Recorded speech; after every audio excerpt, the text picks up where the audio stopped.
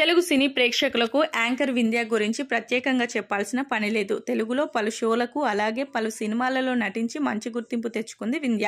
ఇకపోతే టాలీవుడ్లో యాంకర్స్ అందరూ వివిధ రకాల షోలతో దూసుకుపోతుంటే వింధ్య మాత్రం స్పోర్ట్స్ ఎంచుకున్నారు. ముఖ్యంగా క్రికెట్ మ్యాచ్లు జరిగేటప్పుడు ఆమె హోస్టుగా చేస్తూ ఎంతో మంచి గుర్తింపు పొందారు. స్పోర్ట్స్కి ఒక లేడీ యాంకరింగ్ చేయడం అది కూడా తెలుగులో చాలా అరుదనే చెప్పాలి.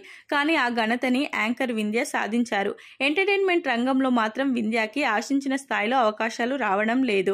తాజాగా ఒక ఇంటర్వ్యూలో యాంకర్ వింధ్య సంచలన వ్యాఖ్యలు చేశారు. సుమా లాంటి యాంకర్ అన్ని షోలను చుట్టేస్తూ ప్రీ రిలీజ్ ఈవెంట్ లో కూడా ఆమె ఎక్కువగా కనిపిస్తున్నారు.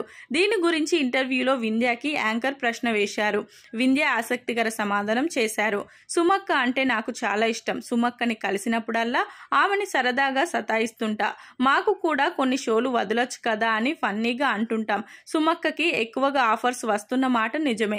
కానీ ఒకవేళ ఆ ఆఫర్స్ మనకి వస్తే ఆమెలాగా మేనేజ్ చేయగలమా అనేది కూడా మనల్ని మనం ప్రశ్నించుకోవాలి అని తెలిపింది వింధ్య.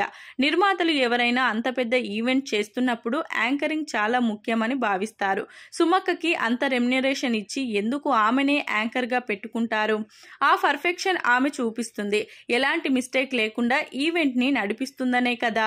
ఆమెలాగా పర్ఫెక్షన్ చూపిస్తే అందరికీ అవకాశాలు వస్తాయని వింధ్య తెలిపింది.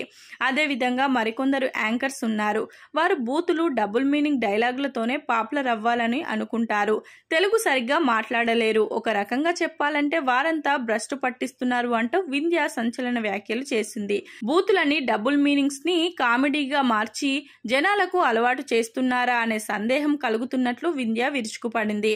వింధ్య పరోక్షంగా జబర్దస్త్ యాంకర్స్ పై ఇలా సెటైర్ వేసిందా అని నెటిజన్లు చర్చించుకుంటున్నారు. ఏది ఏమైనప్పటికీ తాజాగా ఆమె చేసిన వ్యాఖ్యలు సోషల్ మీడియాలో వైరల్ గా మారాయి.